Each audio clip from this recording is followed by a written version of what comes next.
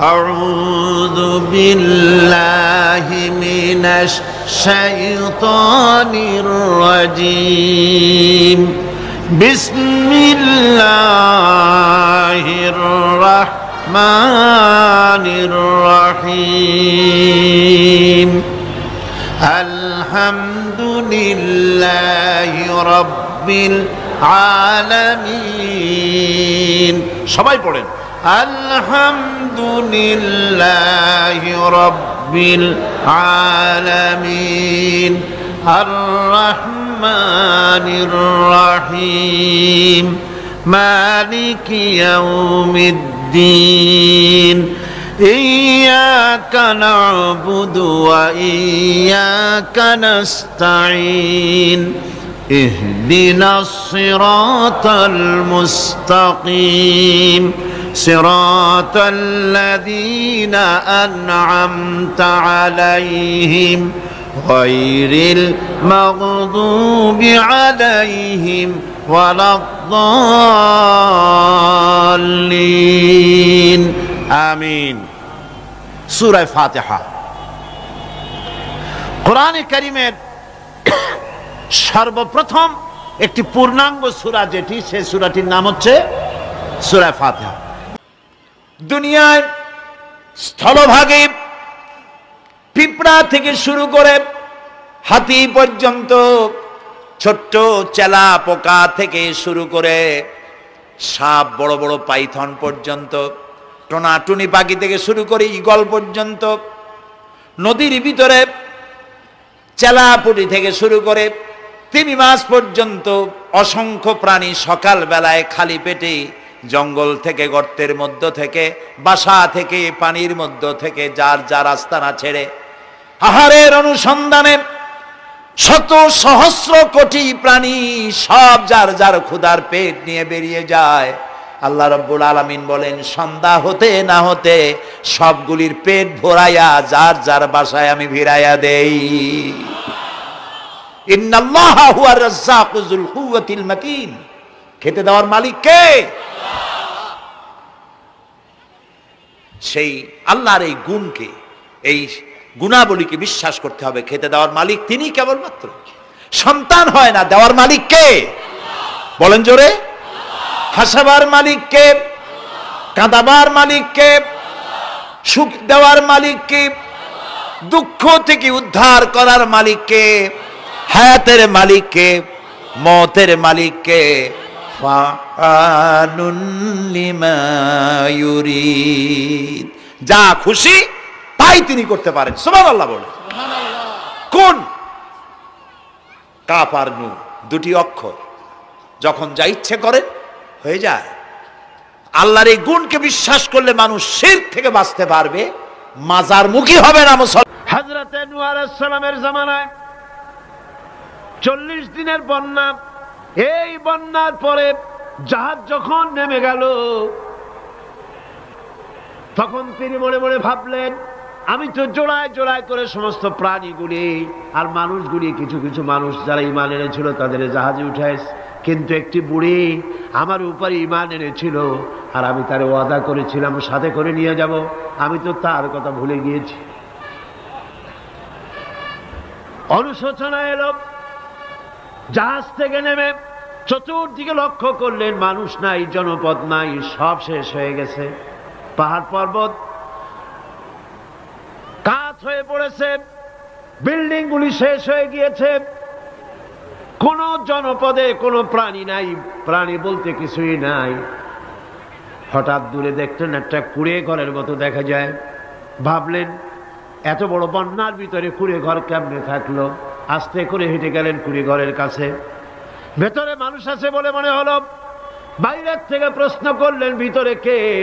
জবাব এলো, আমি এই ঘরের মালিক, আমি এক বুড়ি বিধবা এক মহিলা। আপনি কে? তিনি বললেন, আমি হচ্ছি এই জামানার পয়গম্বর হযরত নূহ আলাইহিস সালাম। বুড়ি বলছেন, আমারও ধারণা তাই। আপনি আমাকে ওয়াদা করেছিলেন বন্যা হলে পরে, বন্যার আভাস যখন আপনি পাবেন আমাকে আপনি সাথে করে জাহাজে উঠায় নিয়ে নেবেন। আমার মনে হয় বন্যা কবে হবে সেই খবর দেওয়ার জন্য আপনি এসেছেন। হযরত নূহ আলাইহিস সালাম সিজদায় পড়ে কাঁদতে লাগলেন, বললেন রব্বুল আলামিন তোমার কুদরত বোঝার ক্ষমতা আমার নাই। 40 দিন পর্যন্ত পানির ভিতরে মানুষ কেমনে জীবিত রইল? আল্লাহ পাক শোনালেন নূরে, বিপদ যখন এলো তুমি তোমার উম্মতকে ভুলে যেতে পেরেছো, ভুলে গিয়েছো, কিন্তু আমি রব্বুল আলামিন রহমানুর রহিম, আমি আমার বান্দিরে ভুলি নাই। পানির স্রষ্টা আল্লাহ, পানির ভিতরে তিনি বাঁচাতে পারেন, আবার তিনি আগুনের ভিতরে বাঁচাতে পারেন, সব কিছু করতে পারেন। সমস্ত ক্ষমতা আল্লাহ পাকের। সমস্ত ক্ষমতা কার? আরো জোরে বলেন কার? আল্লাহ পাক বলেন এভাবে করে আমি আকাশ সৃষ্টি করেছি, জমিন সৃষ্টি করেছি, বৃষ্টি দিয়েছি, আর চন্দ্র সূর্য তৈরি করেছি, তারপরে আমি তোমাদেরকে নিয়ামত দিয়ে ভরে দিয়েছি। ওয়া ইন তাউদ্দু নি'মাতাল্লাহি লা তুহসুহা, আমার নিয়ামত যদি গণনা করো গুনে গুনে আমার নিয়ামত শেষ করতে পারবে না। সুবহানাল্লাহ। হাদা খালকুল্লাহি ফাআরুনি মাযা খালাকাল্লাযীনা মিন দুনি। এ হচ্ছে আল্লাহর সৃষ্টি, আর আল্লাহ বাদে অন্যরা কি সৃষ্টি করেছে দেখাও। যদি ক্ষমতা থাকে দেখাও কি সৃষ্টি করেছে অন্যরা। আছে কিছু? আছে কিছু?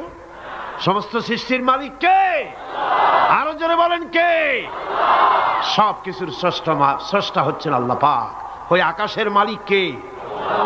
চিল্লায় বলেন জোরে সোরে, আকাশের মালিক কে? বাতাসের মালিক কে? চন্দ্র সূর্যের মালিক কে? পৃথিবীর মালিক কে? গোটা সৃষ্টি জগতের মালিক কে? সবকিছুর মালিক যিনি, তিনি বলছেন এগুলি সব আমি সৃষ্টি করেছি। ফারুনি মাযা খালাকাল্লাযীনা মিন দুনি, আমি ছাড়া অন্যরা কে কি তৈরি করেছে দেখাও। পৃথিবী জোড়া নাম তার। কবি বলছেন শাহনে জাহাं को जिन्हें फख्र से देते थे बाज, वाज कब्र में है सूरह अलहम्दु की मोहताज। যে শাহজাহানকে কর দিয়া ট্যাক্স দিতে পারলে জনগণ নিজেদেরকে গৌরবান্বিত বলে মনে করত, সেই শাহজাহান কবরে শুয়ে আছে, সূরা ফাতিহার মুহতাজ হয়ে আছে। সুবহানাল্লাহ। যদি কেউ আমার কবরের কাছ থেকে হেঁটে যাইতো আর একটু সূরা ইখলাস পড়ে সবরে সানি করতো, আমি কিছু পাইতাম। আরে এই এতিম ফকির হয়ে শুয়ে আছে। এক ফকির দিল্লি ঘুরতেছে, একজন বলছে ভাই তোমারে তো খয়রাত করে দেখতেছি আমি সেই ছোটবেলা থেকে, খালি তুমি খয়রাত করো। একটা জিনিস আপনারা মনে রাখবেন, গরিব আজকে যারা গরিব পরিশ্রমের মধ্য দিয়ে কালকে তারা ধনী হতে পারে, কিন্তু যারা ভিক্ষুক, যারা ভিক্ষা করে জিন্দেগিতে কোনোদিন তারা বড় হতে পারবে না। ভিক্ষা করা যাদের অভ্যাস জীবনেও বাড়ি করতে পারবে না, জীবনেও ধনী হইতে পারবে না, কিন্তু গরিব ধনী হইতে পারবে। কারণ হলো আল্লাহর কাছে দুইটা বৈধ জিনিস অত্যন্ত ঘৃণিত। কয়টা? একটা হলো তালাক, আর একটা হলো ভিক্ষাবৃত্তি, মানুষের কাছে চাওয়া। আল্লাহ পছন্দ করেন না। তো ভিক্ষুক ঘুরতেছে, একটা লোক বলল মিয়া তোমার তো সারা জীবনই খরচ করতে দেখি। খরচ করবো না, করবো কি? যার কাছে যাই সে দেয় 4 আনা 2 আনা 1 টাকা, এর বেশি তো দেয় না। তেই দিয়ে আমি কেমনে বড় লোক হবো? কয় যে তুমি বাদশারে চোখে দেখো না, বাদশারে চোখে দেখো না। কয় বাদশার কাছে কি আমার মতো লোক যাইতে পারে নাকি? কল না যাইতে হবে, যাও। বাদশা একবার যাবা, এমন দেওয়া দেবে জীবনে আর তোমার খরচ করা লাগবে না। পাতি শিয়ালের পিছনে ঘুরে তো লাভ নাই। পাতি শিয়ালে খায় মুরগি, তোমার একটা ঠ্যাং দেবে, দাঁতের খেলালের কাজও হবে না। বাঘের পিছনে ঘোরো, বাঘে খায় গরু আর হরিণ, একটা রান দিলে তুমি 1 সপ্তাহ খাইতে পারবে।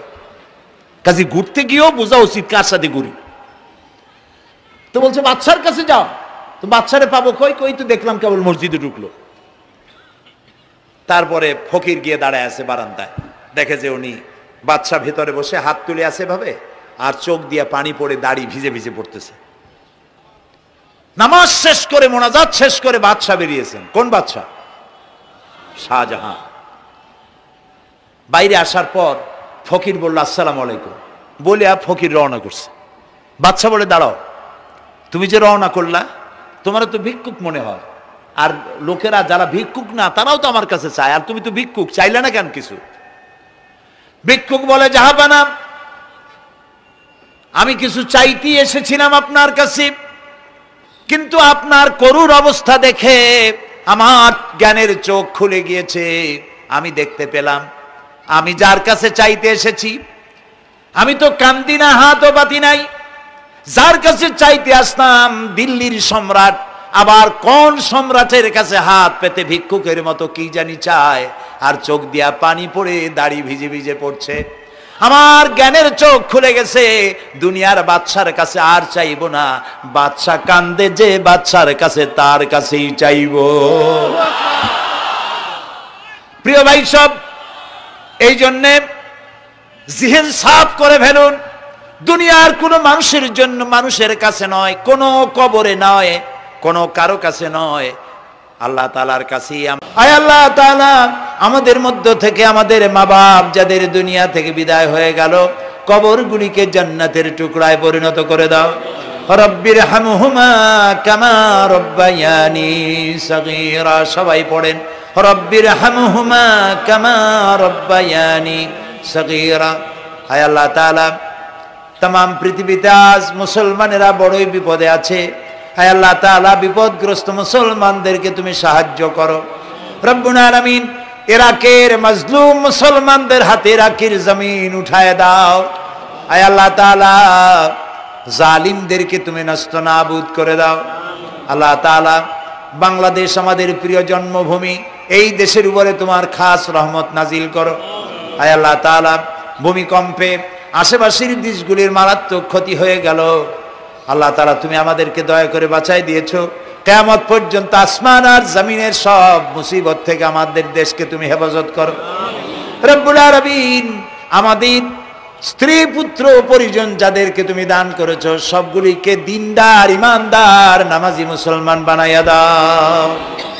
আয় আল্লাহ, তোমার আরশে আজিম থেকে তুমি দয়া করে তোমার রহমতের নজর দিয়ে টঙ্গীর এই মাঠের দিকে তাকাও। আল্লাহ তাআলা, আমরা কোন পীর বুজুর্গ, খাজা বাবা অথবা দুনিয়ার কোন শক্তির কাছে, রাজা বাদশার কাছে হাত তুলি নাই। বিশাল আকাশের মালিকের কাছে হাত তুলেছি, আমাদের রবের কাছে হাত তুলেছি।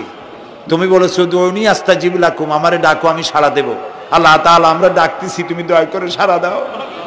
আমরা ডাকতেছি, আমাদের ডাকের সাড়া দাও মাবুদ। আমাদের যাদের রোগ ব্যাধি আছে আল্লাহ দয়া করে শেফায়ে আজেলা দাও, শেফায়ে কামেলা দাও। আল্লাহ তোমার কাছে আর একটা বিনীত দোয়া করি, আল্লাহ তুমি আমাদের জন্মসূত্রে যেসব নিয়ামত আমাদের শরীরে দিয়েছো, নাক, কান, চোখ, হার্ট, কিডনি, চলৎ শক্তি, বলার শক্তি, আল্লাহ মৃত্যুর আগ পর্যন্ত শরীরের এসব নিয়ামতের একটাও চিনায় নিও না বাবু। আল্লাহ তাআলা, তুমি আমাদের প্রতি দয়া করো, মেহেরবান হও। মাহফিলের আয়োজন যারা করেছেন আল্লাহ তাদের এই কষ্টকে তুমি কবুল করে নাও। কিয়ামতের দিন কোরআনের সুপারিশ আমাদের জন্য নসিব করে দাও। রব্বানা তাকাব্বাল মিন্না ইন্নাকা আনতাস সামিউল আলিম ওয়া তুব আলাইনা ইন্নাকা আনতাত তাওয়াবুর রহিম। সুবহান রাব্বিকা রাব্বিল ইজ্জাতি আম্মা ইয়াসিফুন ওয়া সালামুন আলাল মুরসালিন ওয়ালহামদুলিল্লাহি রাব্বিল আলামিন। ওয়াজআল আখির কালামিনা ইনদাল মাউত লা ইলাহা ইল্লাল্লাহু মুহাম্মাদুর রাসূল।